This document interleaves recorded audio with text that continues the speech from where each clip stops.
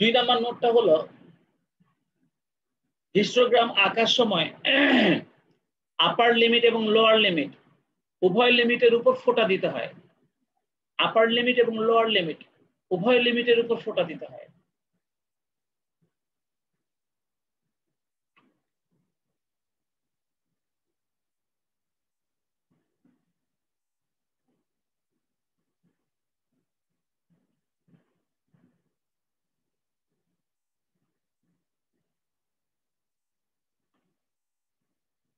তাহলে হিস্টোগ্রাম আঁকার সময়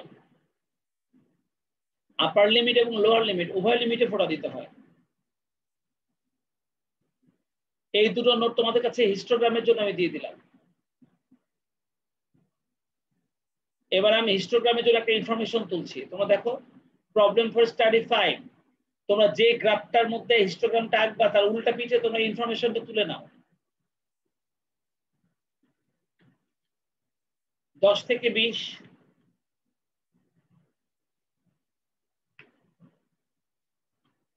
20 থেকে 30,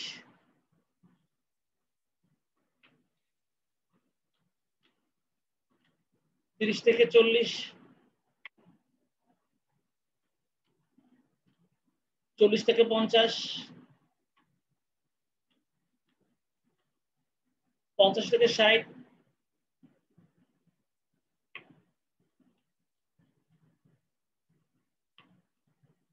60 থেকে 70,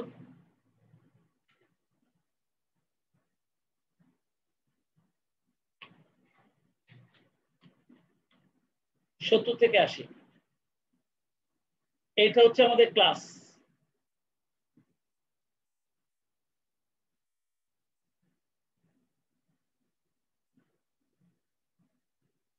আর আমাদের ফ্রিকোয়েন্সিটা দিয়ে দিলাম।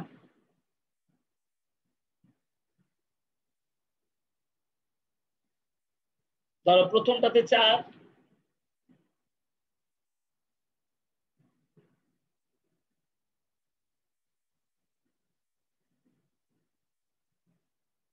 তারপরেটাতে 12, প্রথমটাতে 4, তারপরটাতে 12, এরপরটাতে 21,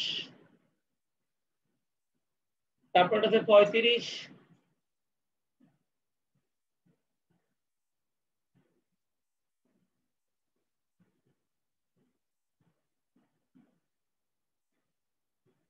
তারপরেরটা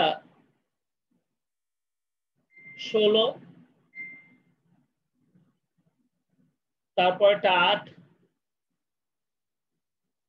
এরপরেরটা 6।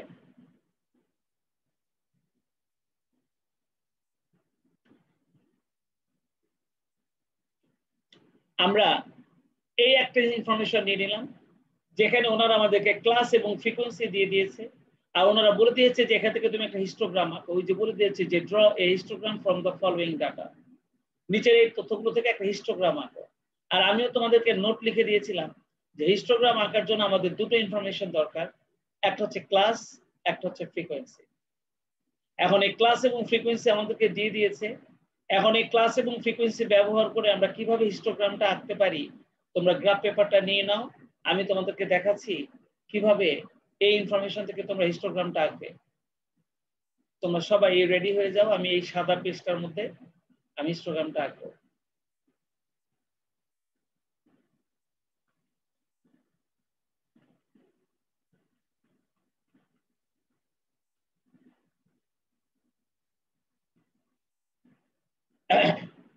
তোমরা সবাই গ্রাফ পেপারে চলে যাও। আর তোমরা জানো তো আমরা গ্রাফ পেপারে প্রথমে কি করি, আমরা গ্রাফ পেপারে সর্বপ্রথম এক্স অক্ষ এবং ওয়াই অক্ষটা নিয়ে নেই।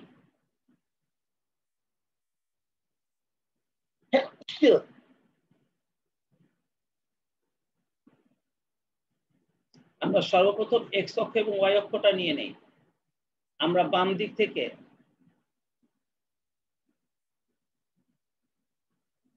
স্যার এটা কি নিচ থেকে নেব গ্রাফ পেপারের? হ্যাঁ একদম নিচ থেকে, নতুন পেজ হলে একদম নিচ থেকে নিবে। Okay sir.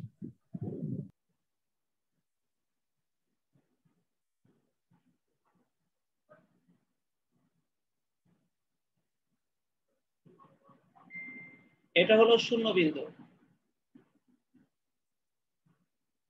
এটা এক্স অক্ষ, এটা ওয়াই অক্ষ। যেহেতু তোমরা বেশ কয়েকটা গ্রাফ অলরেডি করে ফেলছো, তাই এখন তোমাদের জিনিসগুলো খুব দ্রুত দেখাতে পারি।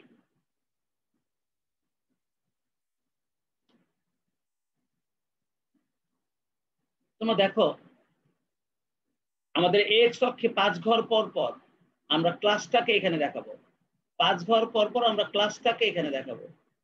আমাদের এখানে যে ক্লাসটা দেওয়া আছে সেই ক্লাসটাকে আমরা এখানে 5 ঘর পর পর দেখাবো। আমাদের 5 ঘর পর পর যে ঘরটা দেওয়া আছে সেখানে আমরা আমাদের ক্লাসটা প্রথমে দেখাবো।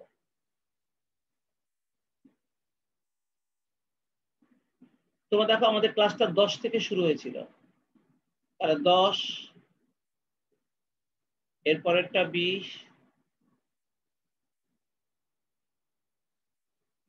এরপরেরটা 30, এরপরেরটা 40, এরপরেরটা 50, এরপরেরটা 60, এরপরেরটা 70। আমাদের 80 পর্যন্ত ছিল নাকি? খাতাটা দেখো তো 80 পর্যন্ত ছিল? হ্যাঁ স্যার 80 পর্যন্ত ছিল। তাহলে এই যে 80, তাহলে এই যে আমরা 80 পর্যন্ত নিয়ে নিয়েছি। তাহলে আমরা এক্স অক্ষে যেটা নিলাম সেটা হচ্ছে ক্লাস। তাহলে আমরা এখানে নিচে ছোট করে লিখে দিই যে এটা আমরা ক্লাস নিয়েছি, ক্লাস।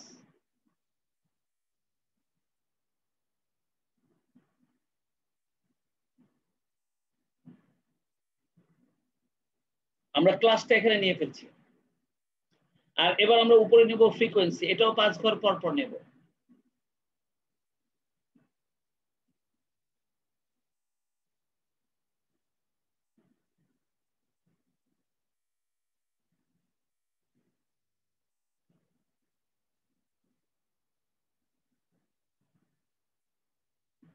আমরা 5 ঘর পর পর নিয়েছি। এবার তোমরা একটু তোমাদের ফ্রিকোয়েন্সিটার দিকে চেয়ে দেখো।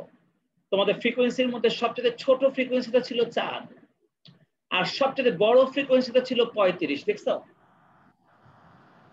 তোমরা খাতায় যে ডাটাগুলো তুলেছো, তার মধ্যে তোমাদের ফ্রিকোয়েন্সি গুলোর মধ্যে সবচেয়ে ছোট ফ্রিকোয়েন্সিটা ছিল 4, আর সবচেয়ে বড় ফ্রিকোয়েন্সি ছিল 35। আমাদের কিন্তু ডাটা ধরার সময় সবসময় সমান ব্যবধানে ধরতে হয়। তাহলে আমরা একটা কাজ করতে পারি, আমরা 5 ঘর পর পর 5 করে ধরতে পারি। প্রথমটা 5, তারপরেরটা 10, তারপরেরটা 15, তারপরেরটা 20, তারপরেরটা 25, তারপরেরটা 30, আর সবার শেষেরটা 35। এই ডাটাটা যে আমরা নিলাম এটাকে আমরা বলবো ফ্রিকোয়েন্সি। আমরা লিখে দিতে পারি এটা ফ্রিকোয়েন্সি।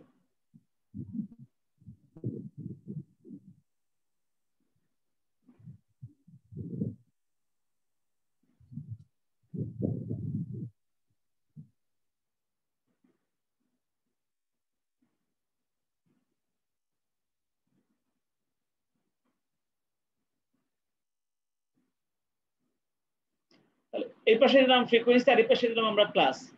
বলতো তোমাদের গ্রাফ পেপার ভিতরে মানগুলো কি তোমাদের নেওয়া হয়ে গেছে? জি স্যার। তাহলে ডান দিকের ফাঁকা জায়গাটার মধ্যে এখন আমরা স্কেলটা নিয়ে নিই।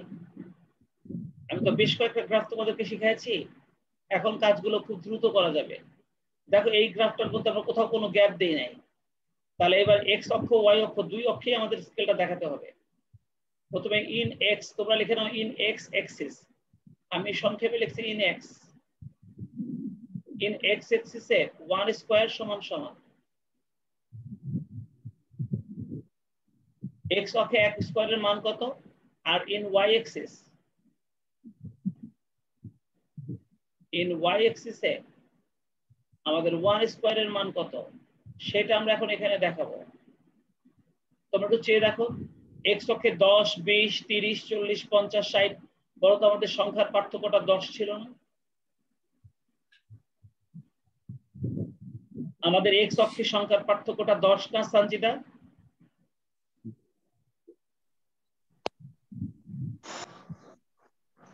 এক্স অক্ষের সংখ্যার পার্থক্য 10 না? হ্যাঁ স্যার। আর এদের মাঝখানে ঘর আছে না 5টা? হ্যাঁ স্যার। প্রত্যেকের মাঝখানে ঘর আছে 5টা, তাহলে তোমার এক এক ঘরের মান হয় না 2? জি স্যার। জি স্যার।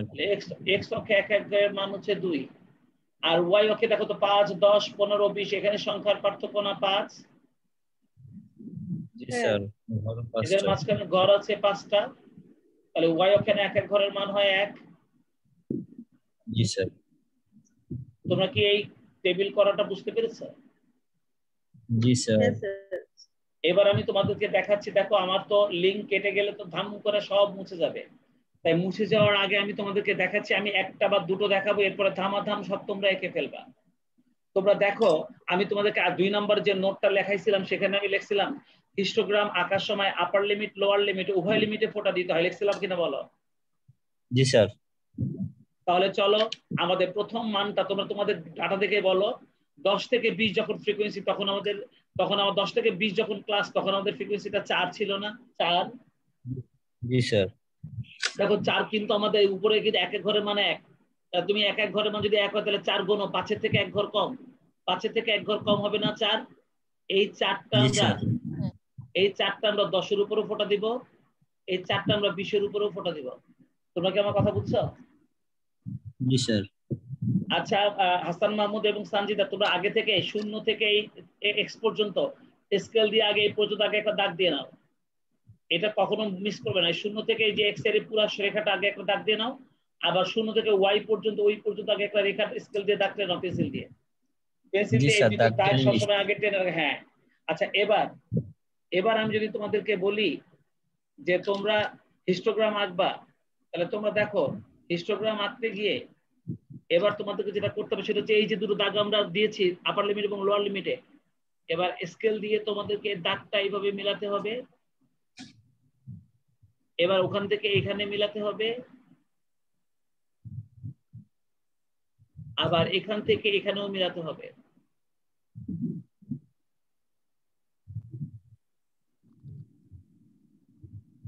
তাহলে আমাদের প্রথম হিস্টোগ্রামটা আঁকা হলো 10 থেকে 20-এর মধ্যে 4। তোমরা কি বুঝছো এই কাজটা বুঝছো তোমরা? জি স্যার, বুঝতে পারছি। আচ্ছা, এবার আমাকে মোট বলো তো কথা দ্বিতীয় আমাদের দ্বিতীয় স্কেল। 10 এবং 20-এর ক্লাসের মধ্যে আমাদের ফ্রিকোয়েন্সিটা 4, সেটা দুটো একত্রে দেখানো হলো। এক হাতে দেখাতে হবে, আপার লিমিট লোয়ার লিমিট উভয় লিমিটের উপর ফোঁটা দিতে হবে, এই জি কথাটা আমি স্যার, এই জন্য দুটো ফোঁটা লিখছিলাম। দিতে হবে। হ্যাঁ। জি স্যার। এবার দেখো তো 20 থেকে 30 আমাদের ফ্রিকোয়েন্সিটা কত ছিল? 12। 12। তাহলে দেখো তো আমরা 20-এর উপর ফোঁটা দেবো, 30-এর উপর ফোঁটা দেবো, 12টা দিব তো আমরা, এই যে 10, বলো তো 10-এর উপরে 2 ঘর হবে না? 12, 11, 12, 10-এর উপরে 2 ঘর হবে না? জি স্যার। তাহলে এখানেও হবে, এখানেও হবে, 2 জায়গাতেই হবে, তাই না? তাহলে চলো এবার আমরা এটাকেও একই কাজ করি। এটা দুটো ফোঁটা দেওয়ার পর এই দুটো ফোঁটা এইভাবে মিলাবা, এবার এই ফোঁটাটা এইভাবে যোগ করে নিচে নামাবা, আবার এই ফোঁটাটাকেও যোগ করে তুমি এই পর্যন্ত নামাই দিবা।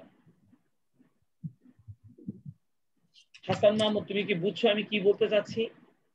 জি স্যার। ব্যাস, এবার সম্পূর্ণ গ্রাফটা কমপ্লিট করে ফেলো। এই সানজিদা, সম্পূর্ণটা কমপ্লিট করতে পারবা না? হ্যাঁ স্যার।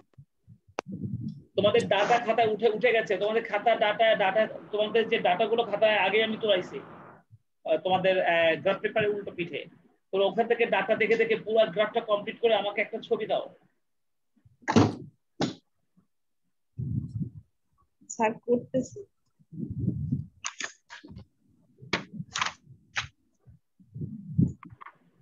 দেখো আমরা অনলাইনে কি সুন্দর করে গ্রাফ শিখতেছি।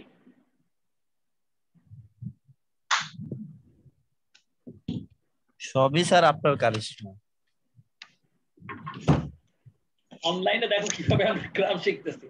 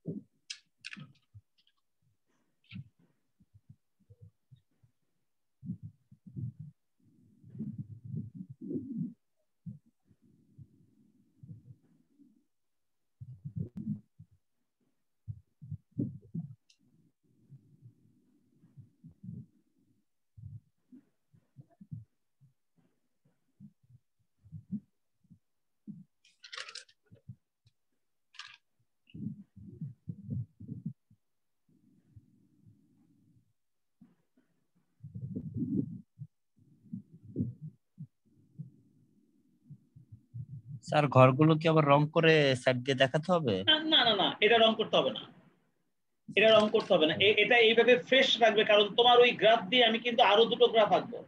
তোমার এই যে গ্রাফটা তো ছবি তুমি আমাকে দিবা, এই ছবিটা দিয়ে আমি কিন্তু আরো দুইটা গ্রাফ আঁকবো। আমি একটু আগে বলেছি তোমাদেরকে যে আমি কিন্তু আজকে তিনটা গ্রাফ একসাথে শেখাবো।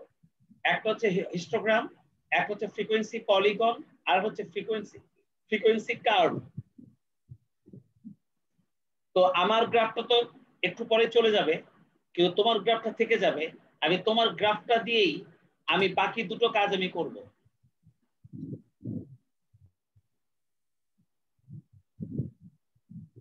এটা কমপ্লিট করে আমাকে ছবিটা দাও।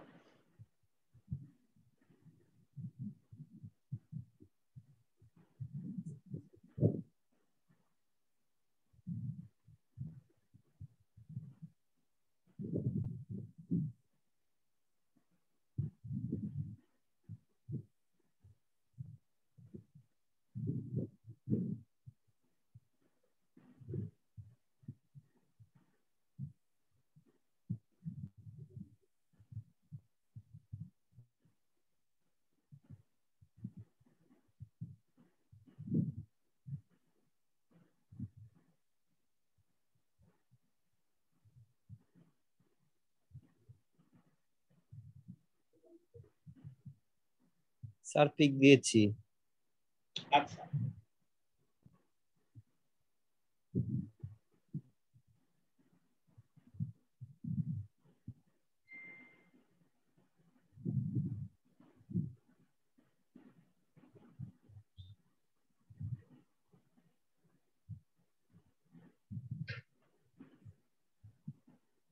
সঞ্জিদা কমপ্লিট করছো?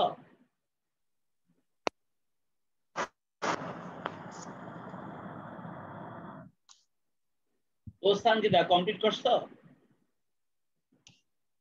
স্যার কমপ্লিট করছি। তা এত দেরি হয় কেন? দেখো হাসান মাহমুদ ছবি দিয়ে দিছে। তুমি কি রান্না বান্না এরকম স্যার হয়ে দেরি করো গেছে তো নাকি? আমারও। রান্না বান্নাও দেরি করো স্যার নাকি? না হয়ে গেছে। হ্যাঁ, তোমার সেরি রান্না করা শেষ? স্যার সন্ধ্যাবেলায় করে রাখছি। আরে বাবা, মেয়ের বাপ আজকে কি খাওয়াবা? স্যার কি রান্না মেয়ের করছো? বাপের জন্য কি আছে স্যার? শিং মাছ আর হচ্ছে চিচিঙ্গা, চিংড়ি ভালো মাছ তো, দিয়ে এটা। চিচিঙ্গা দিয়ে শিং আর মাছটা রাঁধছো? না স্যার, চিংড়ি মাছ দিয়ে চিচিঙ্গা চিচিঙ্গা রান্না করছি, আর শিং ও মাছ আলাদা। আর শিং মাছটা আলাদা কি এমনি পেঁয়াজ দিয়ে রান্না করছো? ঝোল ঝোল? হ্যাঁ ও দেখো, হাসান মাহমুদ গ্রাফটা একদম পারফেক্ট হয়েছে। এটাকে আমরা হিস্টোগ্রাম বলি। তুমি এই গ্রাফটার স্যার, উপর আমার তো হিস্টোগ্রাম এরকম। লিখেছো? হ্যাঁ হয়েছে। এই দেখো তো সঞ্জিতা, তোমারও এই হিস্টোগ্রামটা হয়েছে কিনা? স্যার আমার তো এরকম হয়েছে। হ্যাঁ, এরকমই হবে। তুমি তো একই মাপ ধরেছি আমরা সবাই, তাই না? হ্যাঁ এবার তোমরা এই একই গ্রাফের মধ্যে, একই গ্রাফের উল্টা পিঠে যেখানে সাদা পেজে তোমার নোট লিখেছো, এবার তোমার নোট লিখবা ফ্রিকোয়েন্সি পলিগন এবং ফ্রিকোয়েন্সি কার্ভের জন্য। তোমরা লেখো note for frequency polygon and frequency curve. Note for frequency polygon and frequency curve.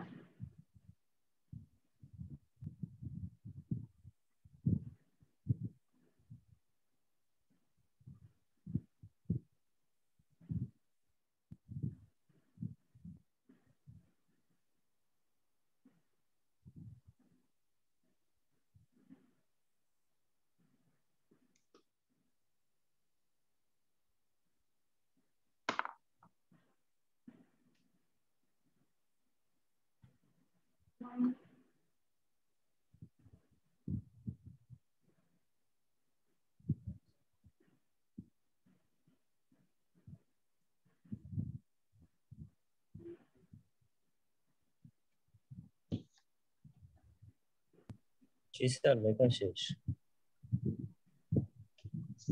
আচ্ছা, নোটটা হচ্ছে এরকম, ফ্রিকোয়েন্সি কার্ভ এবং ফ্রিকোয়েন্সি পলিগন আঁকতে দুটি ডাটা লাগে। ফ্রিকোয়েন্সি কার্ভ এবং ফ্রিকোয়েন্সি পলিগন আঁকতে দুটি ডাটা লাগে। ফ্রিকোয়েন্সি কার্ভ এবং ফ্রিকোয়েন্সি পলিগন আঁকতে দুটি ডাটা লাগে, একটি হলো মিড পয়েন্ট, আরেকটি হলো ফ্রিকোয়েন্সি। একটি হলো মিড পয়েন্ট যেটাকে আমরা MID মিড পয়েন্ট, মধ্যবিন্দু, মিড পয়েন্ট, একটাকে আমরা বলি মিড পয়েন্ট, আর আরেকটা হচ্ছে ফ্রিকোয়েন্সি।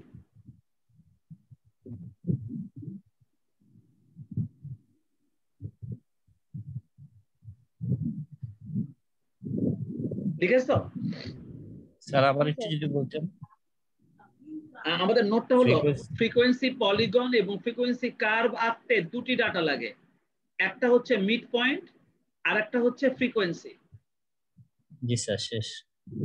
তো আমরা হিস্টোগ্রাম আঁকার সময় নিয়েছিলাম ক্লাস এবং ফ্রিকোয়েন্সি, আর পলিগন আর ফ্রিকোয়েন্সি কার্ভ এটা আঁকতে গিয়ে আমাদের লাগবে হচ্ছে দুটি ডাটা, একটা হচ্ছে মিড পয়েন্ট, একটা হচ্ছে ফ্রিকোয়েন্সি।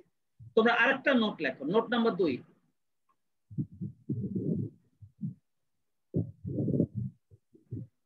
জি স্যার বলো। যদি একই কোশ্চেনে হিস্টোগ্রাম, ফ্রিকোয়েন্সি, পলিগন এবং কার্ভ একই সাথে আঁকতে বলে তাহলে একই গ্রাফে সবগুলি আঁকতে হয়। যদি একই কোশ্চেনে হিস্টোগ্রাম, ফ্রিকোয়েন্সি, পলিগন এবং ফ্রিকোয়েন্সি কার্ভ আঁকতে বলে তাহলে একই গ্রাফে তিনটি দেখাতে হয়।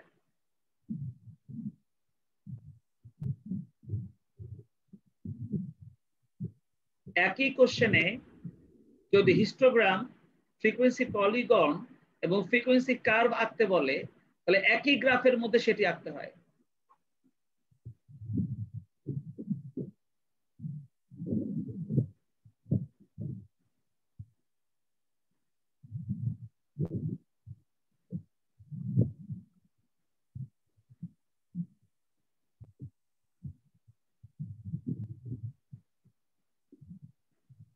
তোমরা কি এখন, হ্যাঁ আমাদের আলোচনা শেষ, এবার কি তোমরা গ্রাফটা করার জন্য রেডি?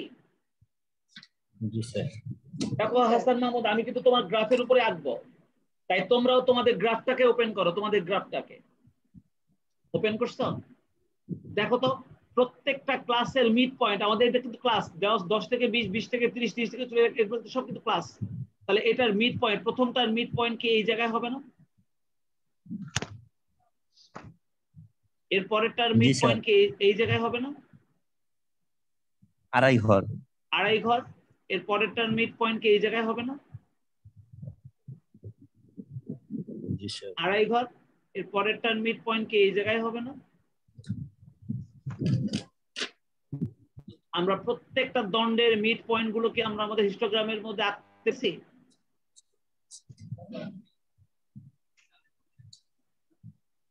আমি আমার প্রত্যেকটা মিড পয়েন্টটাকে কি মার্ক করেছি? হ্যাঁ স্যার। মার্ক করেছো না? জি স্যার। এখন যদি তুমি স্কেল দিয়ে, এবার যদি তুমি স্কেল দিয়ে এই প্রত্যেকটা বিন্দুকে যদি তুমি স্কেল দিয়ে এইভাবে যোগ করো, প্রত্যেকটা বিন্দুকে যদি তুমি স্কেল দিয়ে এইভাবে যোগ করো,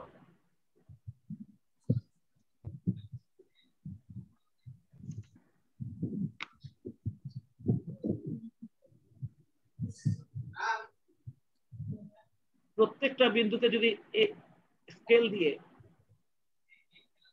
এইভাবে যোগ করো,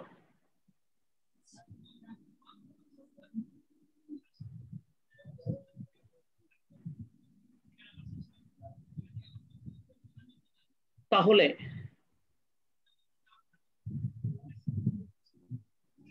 আমরা যে রেখাটা পাবো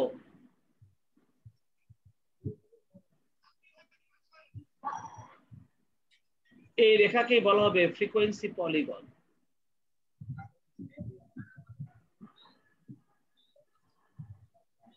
এই রেখাটাকে বলা হবে ফ্রিকোয়েন্সি পলিগন।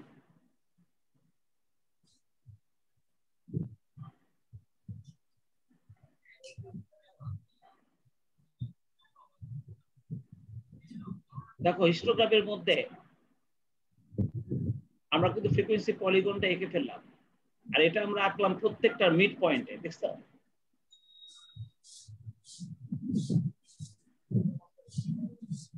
স্যার এটা এইটা কিন্তু আমি কি অন্য কোনো কালার দিয়ে করতে হবে? মানে না না না না, এটা আমি তোমাদের বোঝানোর জন্য দিয়েছি, তোমরা তোমাদের পেন্সিল দিয়ে করবা, সমস্যা নেই। এভাবে এভাবে অ্যারো চিহ্ন দিয়ে দাগ দিয়ে দিবা যে এই জিনিসটাকে আমরা ফ্রিকোয়েন্সি পলিগন বলি, বুঝছো? আচ্ছা হাসান মাহমুদ, আরেকটা জিনিস দেখো, সেটা হলো আমরা কিন্তু মিড পয়েন্ট থেকে ফ্রিকোয়েন্সি পলিগনটা কিন্তু স্টার্ট করেছি, কিন্তু আমাদের অ্যাকচুয়াল শ্রেণীটা কিন্তু এখান থেকে শুরু হয়েছিল, এখান থেকে। জি স্যার। সেই জন্য ওখান থেকে এই পর্যন্ত ডট ডট দিয়ে মিলাই দিবা। আর এখানেও কিন্তু অ্যাকচুয়ালি শ্রেণীটা আমাদের শেষ হয়েছে, আমরা মিড পয়েন্ট দিয়ে আঁকছি, কিন্তু শেষ হয়েছে কিন্তু একদম এখানে, তাই ওই পর্যন্ত স্কেল দিয়ে ডট ডট দিয়ে মিলাই দিবা। দেখছো?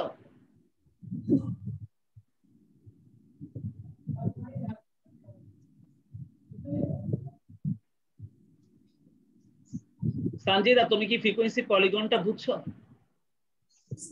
জি স্যার। 10 মিনিট টাইম আছে, আমি এর মধ্যে দেখাতে পারবো। হাসান মাহমুদ, স্যার। আমি এই যে পলিগনটা যে আঁকছি এটা কিন্তু আমি স্কেল দিয়ে আঁকছি, তাই না? এই জন্য রেখাগুলো সব জি সোজা স্যার। সোজা হয়েছে, তাই না? রেখাগুলো সব সোজা সোজা হয়েছে না? জি কিন্তু স্যার। আমি যদি এই রেখাটাকে খালি হাতে দাগ দিতাম, এই রেখাটাকে স্কেল দিয়ে না দিয়ে যদি আমি খালি হাতে যদি মিলাতাম, তাহলে কি আমার রেখাটা একটু বেঁকা বেঁকা হতো না? জি স্যার। হ্যাঁ স্যার। আমি যদি এটা খালি হাতে যোগ করতাম তাহলে সোজা তো হতো না, এটা তো একটু বেঁকা বেঁকা হতো নাকি?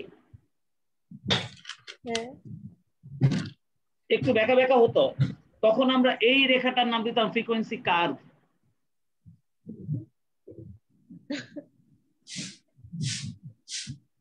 স্যার তাহলে স্কেলের দাগের নিচ দিয়ে আমরা হাত দিয়ে এঁকে দিই। হ্যাঁ হ্যাঁ হ্যাঁ হ্যাঁ, তোমাদেরকে জাস্ট বোঝানোটাই হলো মূল জিনিস আমার। এটাকে আমরা বলবো ফ্রিকোয়েন্সি কার্ভ, অর্থাৎ বক্ররেখা। যদি আমরা স্কেল দিয়ে আঁকি তখন ওটা নাম হবে ফ্রিকোয়েন্সি পলিগন, আর যদি এই জিনিসটাকে আমরা খালি হাতে যোগ করি তাহলে এটাকে বলা হবে ফ্রিকোয়েন্সি কার্ভ। আমি নীলটাকে ফ্রিকোয়েন্সি পলিগন বললাম, আর আমি এই লাল যেটা টানলাম আমি কমলা কালারের, সেটাকে আমি বললাম ফ্রিকোয়েন্সি পলিগন। আর একটা গ্রাফের মধ্যে আমরা এই তিনটা জিনিস একসঙ্গে দেখা দিলাম। তোমরা কি হিস্টোগ্রাম, পলিগন আর কার্ভটা বুঝেছো? জি স্যার। যদি স্কেল দিয়ে টানি সেটা হবে ফ্রিকোয়েন্সি পলিগ্রাম পলিগন। পলিগন, আর হাত দিয়ে টানলে খালি হাতে ফ্রিকোয়েন্সি যদি কার্ভ। আঁকো তাহলে সেটার নাম হবে ফ্রিকোয়েন্সি কার্ভ। ঠিক আছে? ঠিক আছে? জি স্যার। কিন্তু হাসান মাহমুদ, আমি কিন্তু একটু আগে তোমাদেরকে বলেছি যে যদি একই প্রশ্নের মধ্যে ওনারা হিস্টোগ্রাম, পলিগন এবং কার্ভ আঁকতে বলে তাহলে একই গ্রাফের মধ্যে তিনটা এইভাবে দেখাতে হয়, আমি তাই বলেছি। আচ্ছা যদি তোমাকে তিনটা না করে শুধু পলিগন আঁকতে বলে, তখন তো তোমাকে আলাদাভাবে মিড পয়েন্ট বের করে নিয়ে তারপরে তোমাকে পলিগনটা আঁকতে হবে, তাই না? হ্যাঁ স্যার। জি স্যার। কোশ্চেনটা করতাম আমি স্যার। হ্যাঁ, আমি জানি তুমি প্রশ্নটা আমাকে করতে। তাহলে আমি এখানে একই প্রশ্নের মধ্যে আমাদেরকে, যেহেতু ওনারা একই প্রশ্নের মধ্যে যদি হিস্টোগ্রাম, পলিগন এবং কার্ভ আঁকতে বলে, তাহলে আমি হিস্টোগ্রাম আঁকার পর এখানে আমি মিড পয়েন্ট গুলো বের করে এখানে আমি পলিগনটা দেখাই দিতে পারি। কিন্তু যদি ওনারা আমাদেরকে আলাদাভাবে হিস্টোগ্রাম না করতে বলে যদি শুধুমাত্র পলিগন করতে বলে, তাহলে সেই ক্ষেত্রে আমরা কিভাবে আঁকবো? সেই জন্য চলো আমরা আমাদের কোশ্চেনে চলে যাই।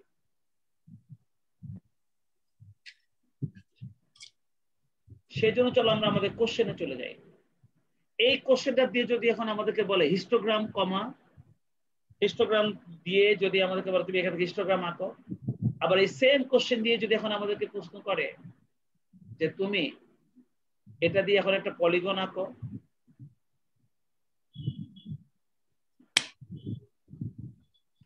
ড্র এ পলিগন,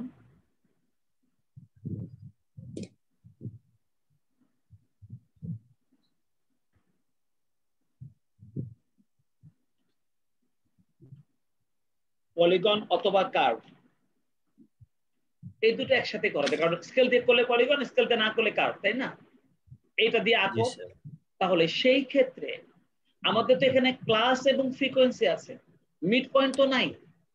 আমি তো বলেছি আমাদের গ্রাফ করতে গেলে মিড পয়েন্ট দিয়ে করতে হবে, তাই না? বলছে না? জি স্যার। আমি বলেছি আমার গ্রাফ করতে গেলে আমাকে মিড পয়েন্ট দিয়ে করতে হবে, কিন্তু এখানে তো আমাদের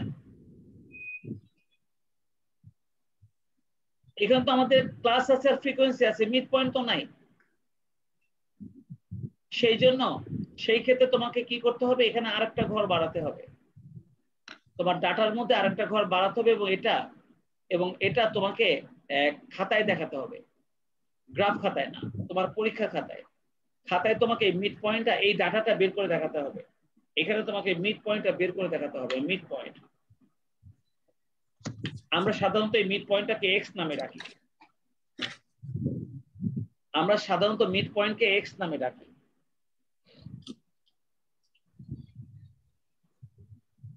এই মিড পয়েন্টটা না বের করে তুমি কিন্তু ফ্রিকোয়েন্সি, পলিগন বা কার্ভ কোনোটাই আঁকতে পারবে না।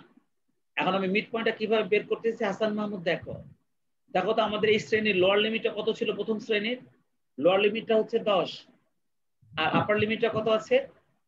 আপার লিমিটটা হচ্ছে 20। তাহলে 10 আর 20 যোগ করলে কত হয়? 30। 10 আর 20 যোগ করলে হয় 30। 30 কে 2 দিয়ে ভাগ করো, তাহলে কত হবে? 15। তাহলে 15 হবে তোমার প্রথম ক্লাসের মিড পয়েন্ট, বুঝছো? 15 হবে তোমার প্রথম ক্লাসের মিড পয়েন্ট, বুঝছো? জি স্যার। স্যার 2 দিয়ে ভাগ হবে কেন? মানে মিড পয়েন্ট বের করবো না আমরা, মিড পয়েন্ট মানে এদের দুজনের মাঝখানে। হ্যাঁ বুঝতে পারছি। জি স্যার। এই জন্য আমরা 2 দিয়ে ভাগ করেছি। এখন তুমি বলো তো এদের প্রত্যেকের মধ্যে ব্যবধান 10-10 ছিল না? জি স্যার।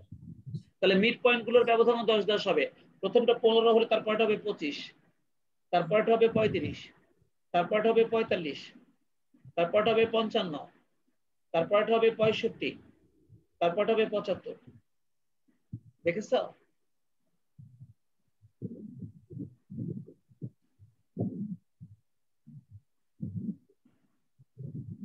হাসান মাহমুদ, আমি কি ডাটাটা রেডি করতে পেরেছি? জি স্যার। একটা হলেই বাকিগুলো যেহেতু আমাদের 10 ব্যবধান, তাহলে সবগুলাই 10-10 ব্যবধানে চলে আসবে। জি স্যার। সঞ্জিদা বুঝতে পেরেছো? হ্যাঁ স্যার। এখন এই দুইটা ডাটা ব্যবহার করে এখন তোমাকে এখন ফ্রিকোয়েন্সি পলিগন আঁকতে হবে। এই দুইটা ডাটা ব্যবহার করে